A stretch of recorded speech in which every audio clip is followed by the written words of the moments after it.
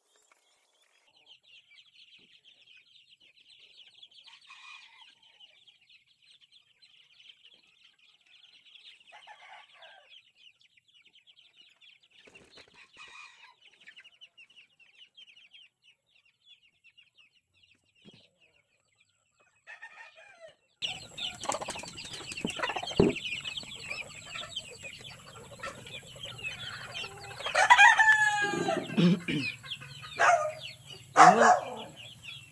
Ingon. Aw, aw.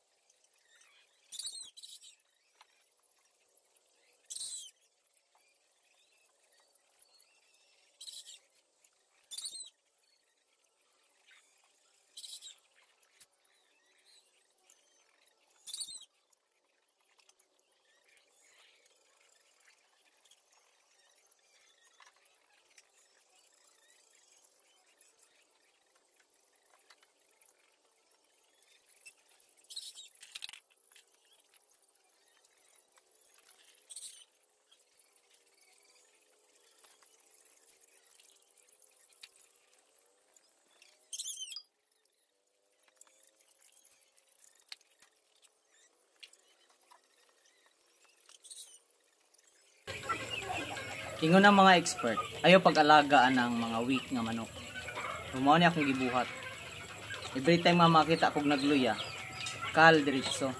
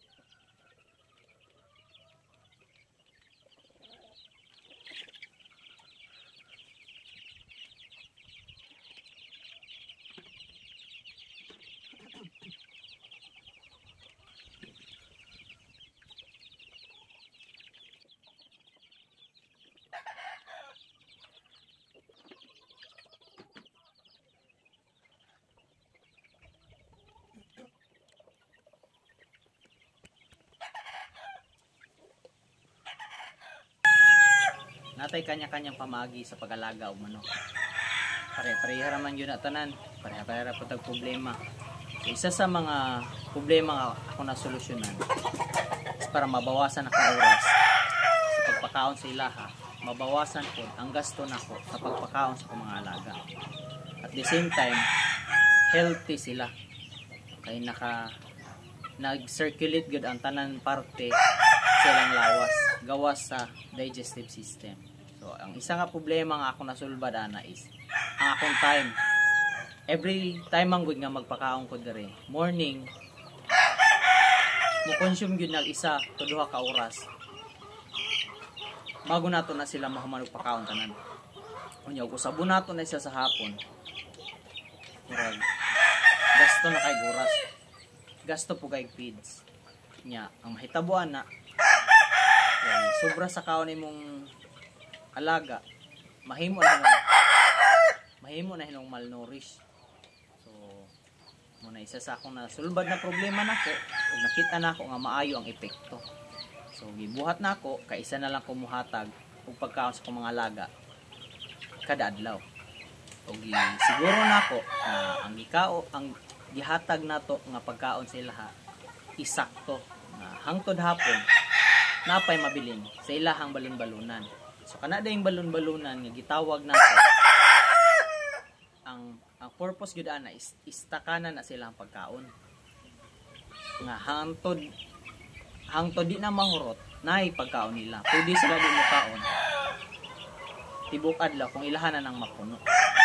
Ano isa sa akong na research kanang ilang balon-balunan ang purpose ana. Isa pod sa akong nahibalan nga dapat moagig fasting ang atong mga manok. Kung mahitabo na sa gabi kay kanang gabi dili kayo nagliho ang ilang digestive system ana. So dili kailangan na busugon nato sila sa hapon. Ilang kaduha dia nga problema nga nako na solusyonan ang kanang gasto sa pagkaon. Kung same ang ihatag nimo nga amount sa buntag, kung same sa hapon, gasto kayo gid na. Honestly, sa una pa ko nakaobserba na. Karon, kaisa ra ko nakapakaon sa ilaha kada buntag. So na minus-minusan ang akong gasto. Kung in terms sa ilahang health, sa ilang lawas, ilahang kondisyon, maayo man po. Kay ginahatagan man nato sila og vitamins nga kikinahanglan po nila adlaw-adlaw.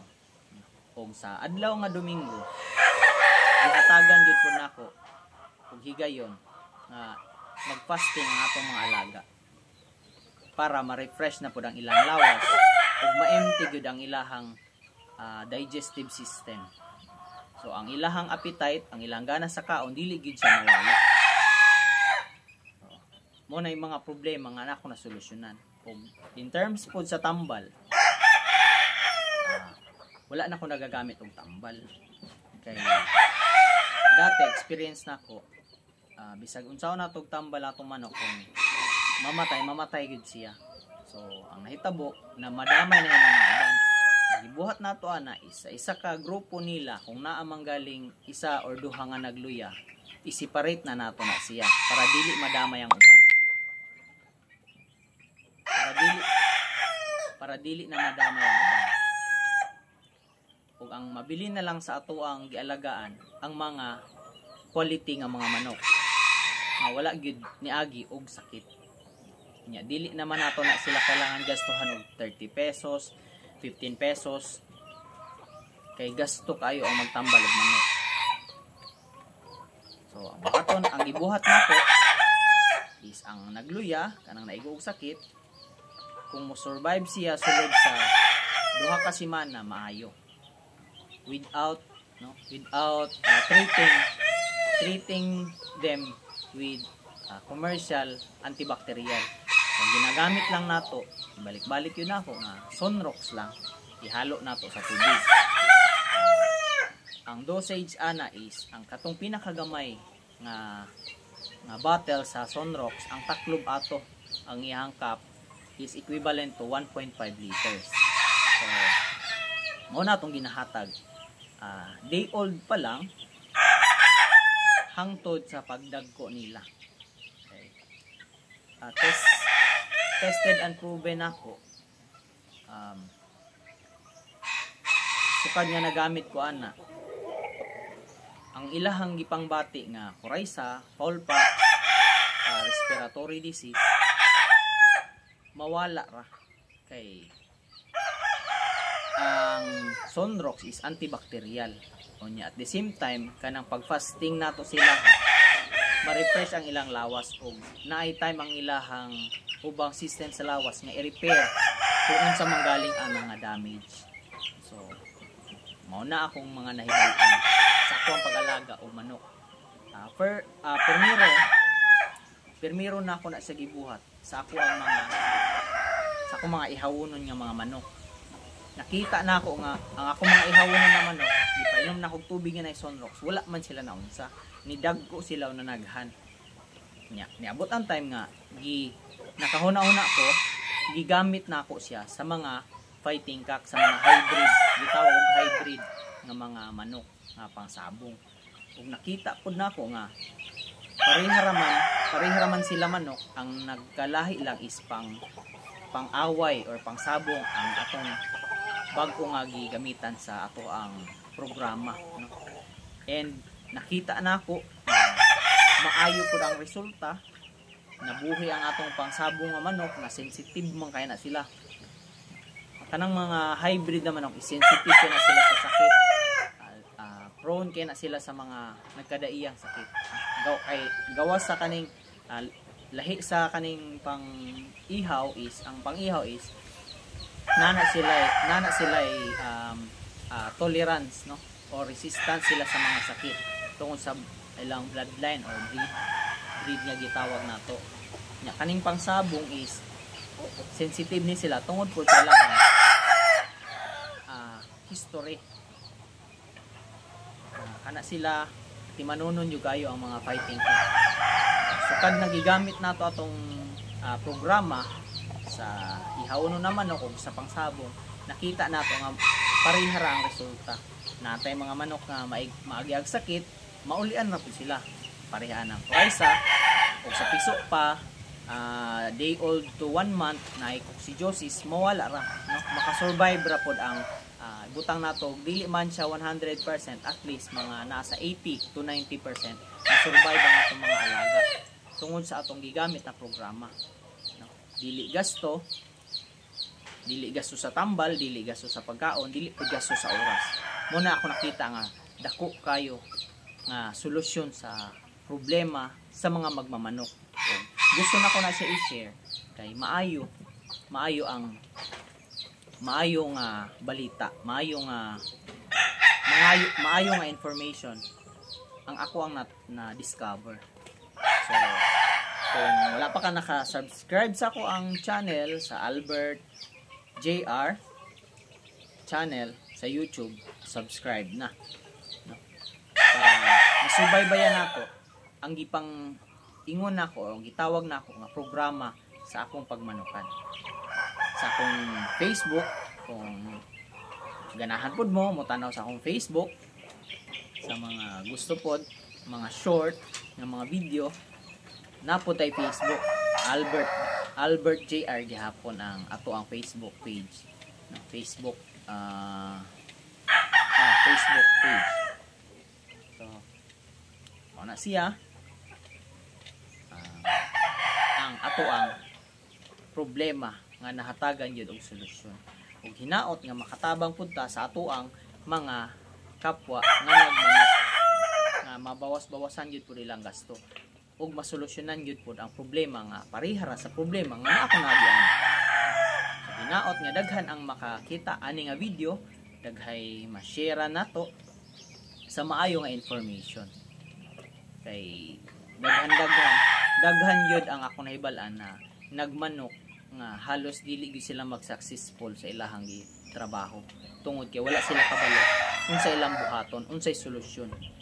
In fact, ang ato ang mga day old chick, mga piso nato is wala pud siya gasto. Ingon nga sa brooding na ay suga na electricity nga mga gasto, wala, no? Ang atong gigamit lang is mga recycled materials. Pwede ra pud siya karton, newspaper, ug ang atong gigamit diri is crates. Kay ang crates man gud is dili sa malata, long lasting ang iyahang gamit nato siya, ha, kay plastic man gud siya.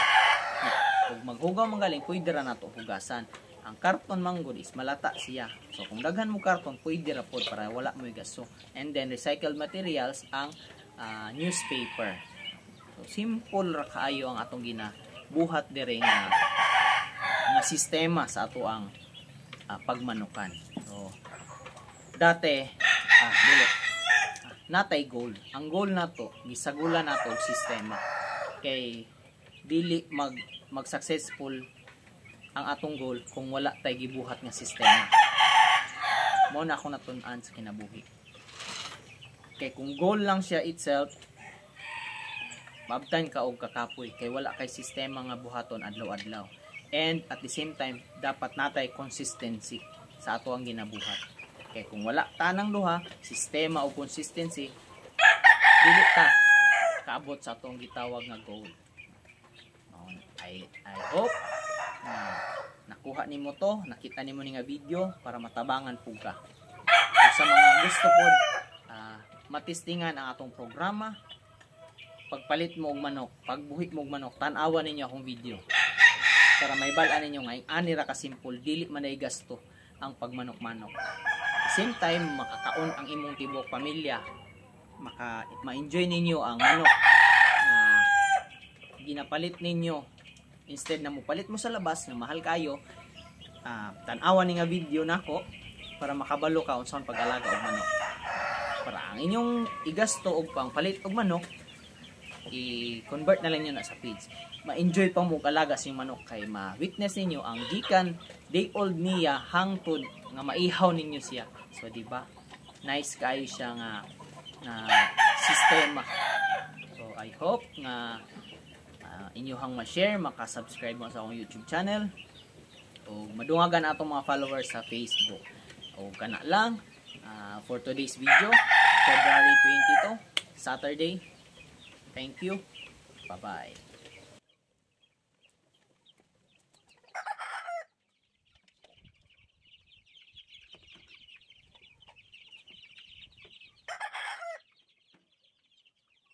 And karon guys, last kano sa to siya nag-away sila last February 20. Pag-abot nato diri is nag-away atong mga manok, no. Di pa man ni matawag og manok kay gagmay pa, so nag-away atong mga grower nga mga piso. O mao ni sila.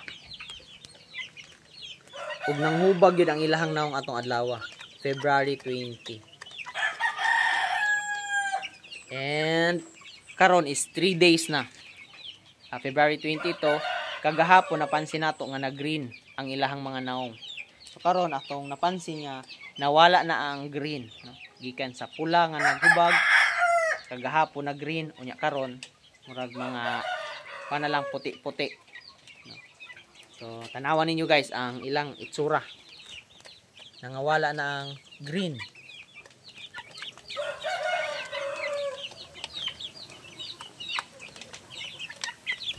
Nya napansin po na ako guys, wala na sila nag-away.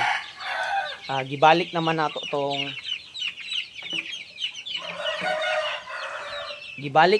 tong isa ka buok nga kaning hari sila or hawod kay sila ha, atong gibalik na dira. So wala na nato sila napansin nga nag-away. Wala na yung nahimong samok. So mora dito yung solution guys. Kung naay hawod kayo sa grupo sa imong mga manok, katong pinakahawod ilabas, no? Ikuan siya, i-punish, no? Silutan nato siya kay dili man maayo ang iyang binuhatan, so atong gisilutan gilabas nato. So pagbalik niya sa iyang grupo, gimingaw siguro siya, ingon siya nga di na ko mangaway sa inyo kay ug mangaway ko sa inyo ha, di naman day ta mo makauban. Nara.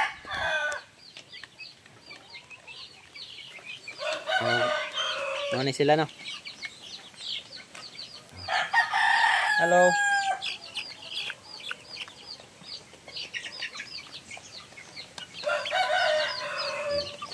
O katong atong gipa-incubate nga upat ka buok nga napusa, nara sila. February 2. Dagko na sila. Hello. Dagko na sila.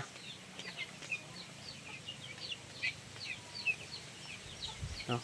Kung nakita ninyo tong video nga akong gi-upload last February 2, no? Nakitaan gyud ninyo sila February 2 ba to? Dili. January 2. Last January 2 nag-upload ko video ani nila upat nga ato ang gikuha sa katong tagiya sa incubator nga gidala nato di atong gialagaan. Nya karon is February 22. Pila na sila ka days? 52 days na sila. Mo na nilang itsura.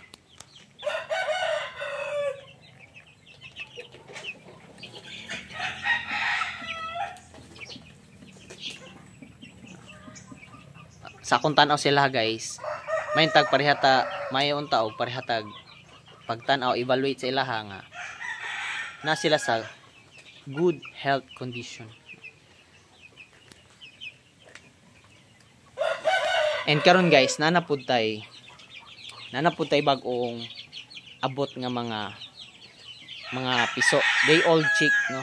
Nya ang color sa ilang mama chicken is white. So, dirito naglumlum si Mama Chicken dati. Nara ang mga eggshell.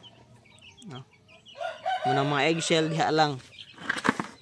Wala day kay pugaran, walay pugaran nato diri guys. No? Ang gibuhat nato diri, hatagan nato higayon, hatagan nato kalayaan ang mga manok kung asa sila hiyang, asa sila komportable mo itlog. Kay butangan nato pugaran, di man sila mo itlog dito. So, hatagan nato sila freedom nga mamili kung asa sila gusto mo itlog. So, sa kaloy sa Ginoo, ang napusa sa ato ang Mama Chicken is 7 ka piso, no? 7 ka day old chick. And ang iyahang gilumluman ato nga itlog is, ang gilumluman na itlog is 8. So gitaganta niya og 7 ka piso. So mao na ni sila ron.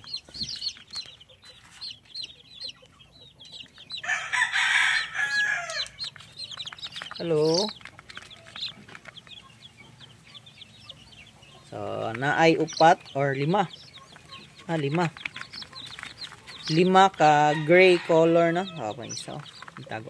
So 5 ka gray, nya natingala kung anong naaman ni black. Anong na may black? Nya na ay red. Ang red masabtan ra nato na ato lang na siyang ma-consider kay red man ang father.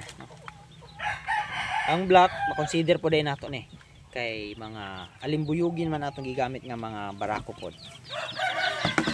Then sa tong breeding po diri gihatagan po natong freedom si Mama Chicken nga mamili pod sa iyahang lucky guy, no? Kay ang atong gihiktan ron diri, atong gi-cord na mga male is nasa more than 10, no? Almost 20 sila kabuk nga gi-cord nato og malaya si Mama Chicken mamili kung kinsa iyahang lucky guy nga pilion og dito siya magpa-breed, no? So bahala siya kung asa siya magpa-breed. And karon gibutang na nato si Mama Chicken nga white dito nya karon ang last wait. Katong atong mga alaga nga nagpusa atong February 10 ato pong kumustahon kay mag 2 weeks naman sila sa Monday. February 24. Atong kumustahon ang atong mga alaga nga nag-hatch or napusa ato ang atong February 10. Sana around date February 10. Ug mauna ni sila ron. Hello. Uy.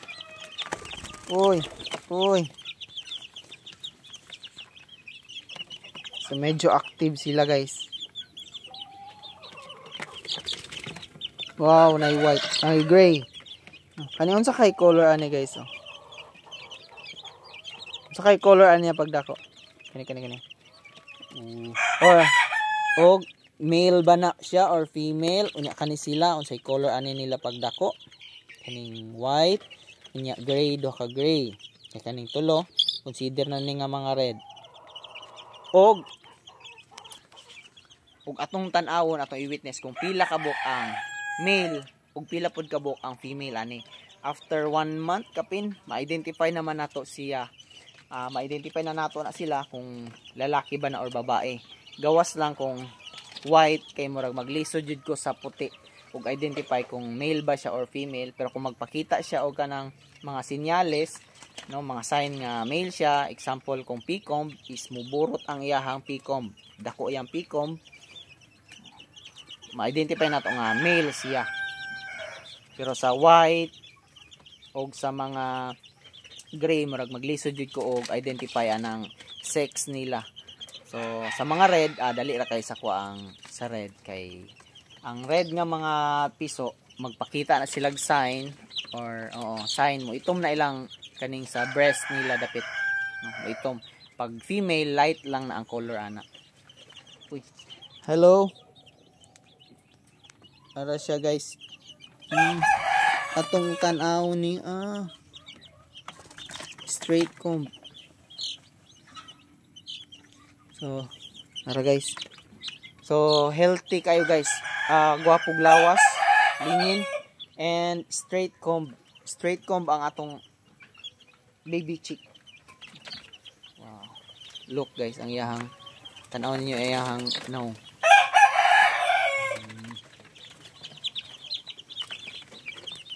So nga na lang siya kasimple ang ilahang brooder pen. Crates lang yun siya. Newspaper sa sulod, newspaper sa hapin.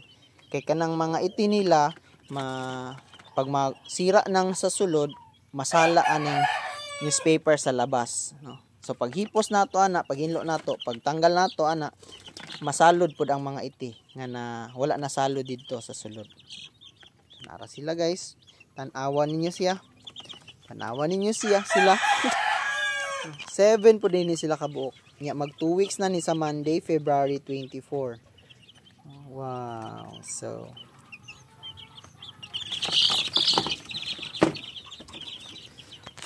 ang ginabuhat nato ani sila guys. Dati kaning tubig nila ginasulod nato dira whole day, no?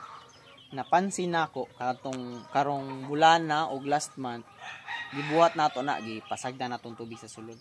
Ang nahitabo guys, basa ang ilang newspaper, then naay something di mayo nahitabo sa ilaha, no?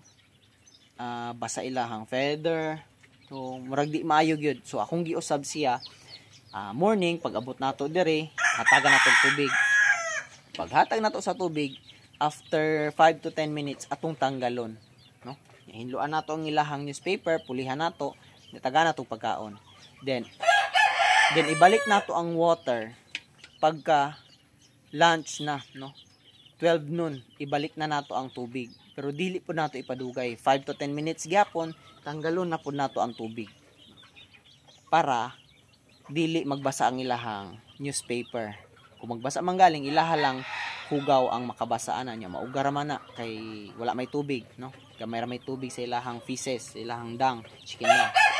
So, safety ang atong mga alaga. Ug gibuhat nato na guys, katong kani nga batch, no? Ug kadto sa ilaha. Gibuhat nato na kay napansin nato nga di maayo. So maayo kay maayo ang resulta. So karon gibuhat nato karon ani sa ilaha, mao gihapon. So nakita nato nga nindot ang resulta, healthy sila. Nya, manlupad pa gani. So isa ka impormasyon nga dako kayog tabang para sa atoa nga mga nagaalaga og manok. Simple lang kayo gyud. Crates lang na sila. Ay kadto di ay guys, butangan natog marker, no? Butangan natog tawag ani date kung kanos sila na hatch. So kagahapon ra na sila na hatch nya, karon lang nako gikulong si mama chicken. Tinapamanggo isa ka itlog na bilin, abi na ako mo hatch siya overnight, wala man. So akong kulong na lang si mama chicken o gi-dispose na lang nato ang itlog. So karon butangan natog label ang atong mga piso nga bag-ong pugad. Okay?